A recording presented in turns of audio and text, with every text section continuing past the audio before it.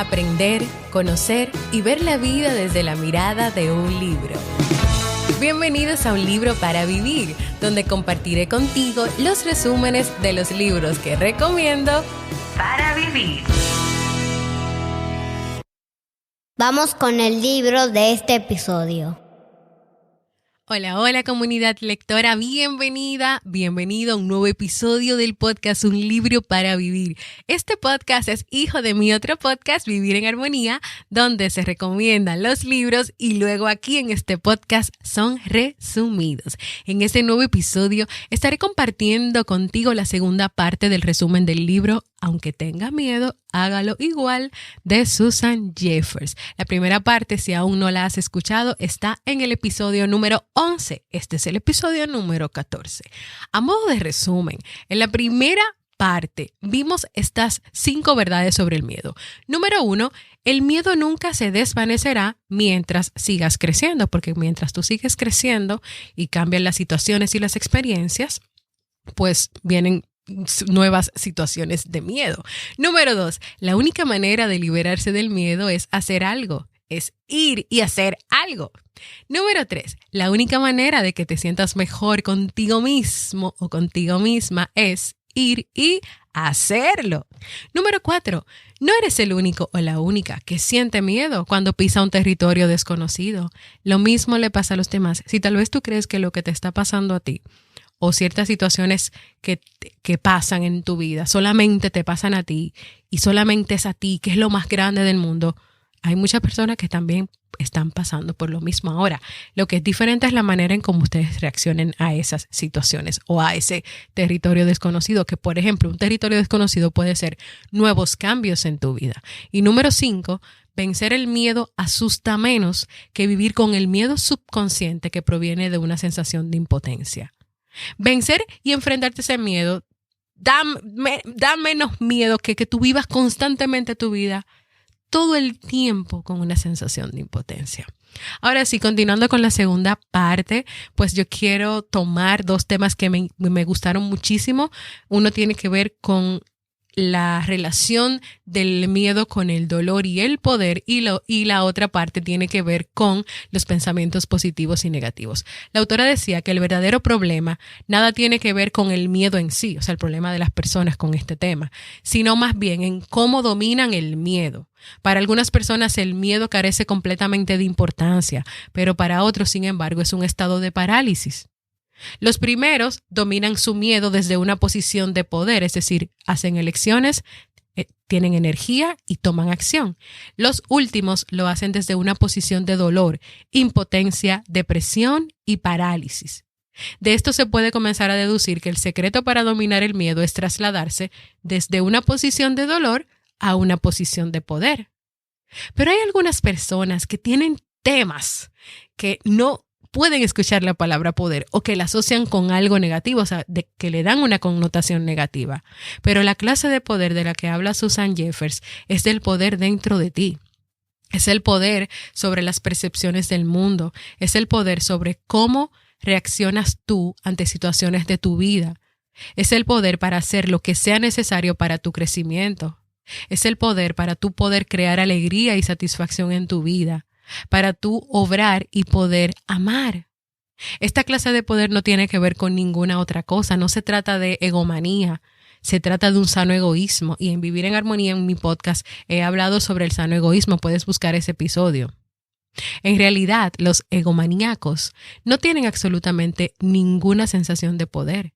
De ahí la obsesión de controlar a quienes los rodean. O sea, tal vez tú digas, no, que esa persona tiene demasiado ego y se cree que se la sabes toda y tiene demasiado poder. No, es una persona con muchas inseguridades que necesita controlar todo y no tiene poder, necesita tenerlo, por eso se comporta de esa manera. El poder del que habla la autora es el que te permite vivir en libertad, ya que tú no estás a la espera de que el resto del mundo te satisfaga. No se trata de conseguir que alguien haga lo que tú quieres. Es la capacidad de que tú logres hacer lo que tú quieres. Y esa frase me voló la cabeza. No sé si es así como se dice aquí o como algunos jóvenes o algunas personas dicen. No se trata de conseguir que alguien haga lo que tú quieres, es la capacidad de que tú logres hacer lo que tú quieres. Ese es el poder sano del que te habla la autora para tú poder dominar el miedo, gestionar el miedo. En el libro la autora compartía un diagrama muy interesante llamado Vocabulario del Dolor y del Poder, donde podemos ver la diferencia de palabras y frases cuando las decimos desde el dolor o cuando las decimos desde el poder. Y eso es algo que yo quiero compartirte y luego lo voy a hacer una imagen y te lo voy a dejar en la comunidad, tanto de Vivir en Armonía como de Un Libro para Vivir, porque creo que es muy interesante poder tener esto. Primero voy a ir leyendo la columna del dolor y luego le voy a contrarrestar con la del poder. El dolor dice, no puedo. El poder dice, no lo haré. En el dolor, yo debería. En el poder, yo podría. No es culpa mía, soy totalmente responsable. En el dolor tú dices, esto es un problema. En el poder tú dices, es una oportunidad. Desde el dolor tú dices, nunca estoy satisfecho. Desde el poder tú dices, quiero aprender y crecer. Desde el dolor tú dices, la vida es una lucha. En el poder tú dices, la vida es una aventura. Desde el dolor tú dices, yo espero, pero el poder dice, yo sé. El dolor dice, si tan solo. El poder dice, la vez próxima o la próxima vez yo. El dolor se pregunta, ¿qué haré? Mientras que el poder dice, sé que puedo manejarlo. El dolor dice, esto es terrible. El poder dice, es una experiencia de aprendizaje. Fíjate la diferencia entre las frases desde el dolor y de las frases desde el poder. No puedo significa que tú no controlas tu vida. Mientras que no lo haré, plantea una situación en el dominio de tus propias decisiones. Cuando tú dices no lo haré, tú estás decidiendo que no lo vas a hacer. Cuando tú dices no puedo, es que eso controla tu vida. O sea, ya, esa frase dijo no puedo, entonces tú no puedes ni lo vas a intentar.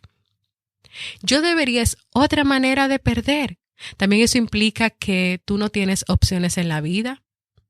Yo podría estar más vigoroso. Yo podría hacerle una visita a mi madre, pero prefiero ir al cine. Cuando tú dices esta frase, esto pone las cosas en el dominio de la elección en vez de la obligación.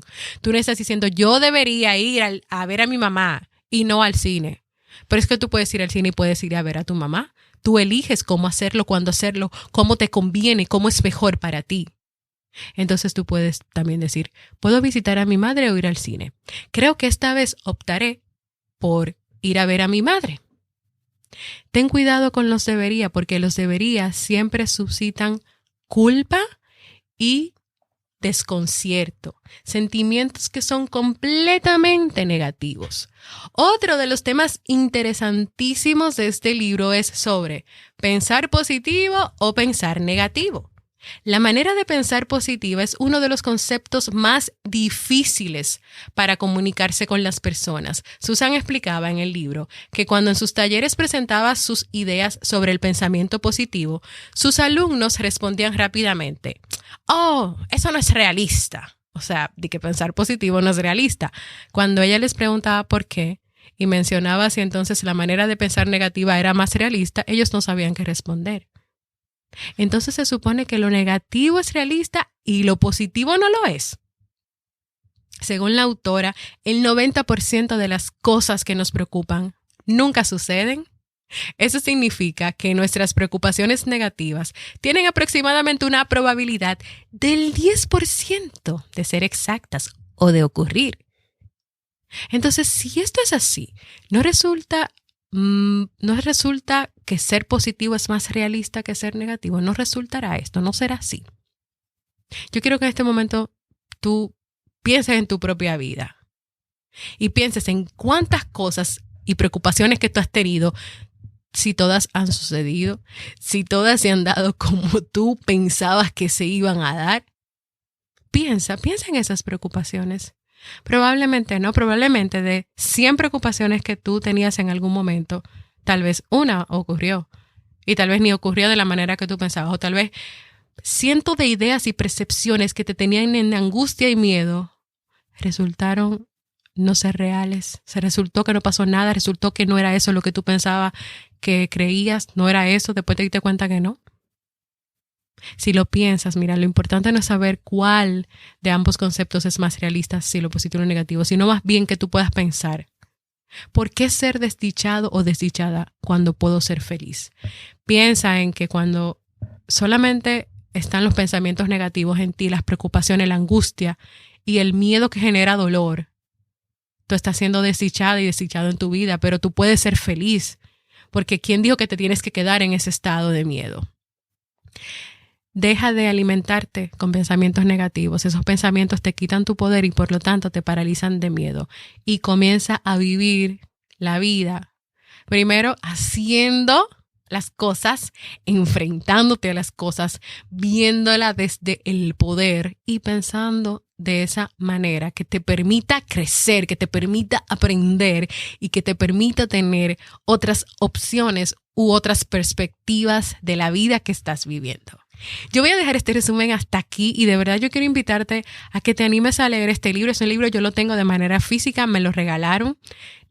Creo que no aparece así de manera tan fácil. Hay que buscarlo en librerías específicas. Creo que en Amazon está. También te voy a dejar el link porque es un libro en el que hay que invertir y hay que comprarlo, tenerlo y leerlo poco a poco, despacito, como dice la canción, saboreándolo, aprendiéndolo y dialogando y comentándolo, porque de verdad vale la pena. Ese libro realmente se leyó ya hace como 2 años, fue recomendado, o el año pasado, hace 2 años fue recomendado en Vivir en Armonía.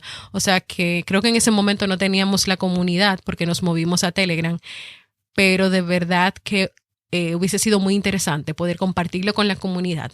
Bueno, si ustedes quieren, yo puedo pensar en cómo ir pasándole esas notas y conversarlo. Así que también me lo pueden dejar saber. Yo dejo hasta aquí este resumen. De verdad, busca el libro, léelo completo. Yo creo que este libro es una joya para aprender a ver el miedo desde otra perspectiva, para entenderlo, para no confundirlo con el dolor que paraliza, para saber qué lugar darle, cómo manejar las angustias y las preocupaciones y el proceso de adaptarte a nuevos cambios en tu vida, pero también a cómo aprender a ser verdaderamente responsable de tu vida sin caer en el victimismo.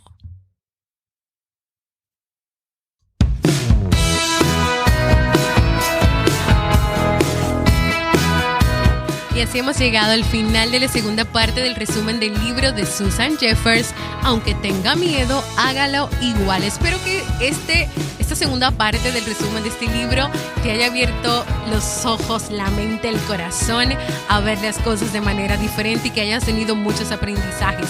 En nuestra comunidad de Telegram puedes ir a compartirme tus ideas, lo que te llama la atención, si hay algo que quieres que yo te explique de manera más amplia o que grabe otros episodios que tengan que ver con el tema del miedo, pero que ya sería en el otro podcast Vivir en Armonía, pues también puedes ir a decirme. Voy a estar compartiendo en el libro de hoy un libro que vamos a leer en marzo, así como las primeras notas de este. Ve a la comunidad, un libro para vivir en Telegram, para que descubras de qué libro se trata.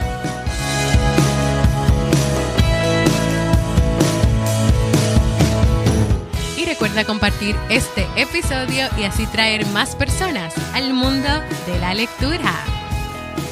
Y nos escuchamos en un próximo episodio y resumen del libro. ¡Chao!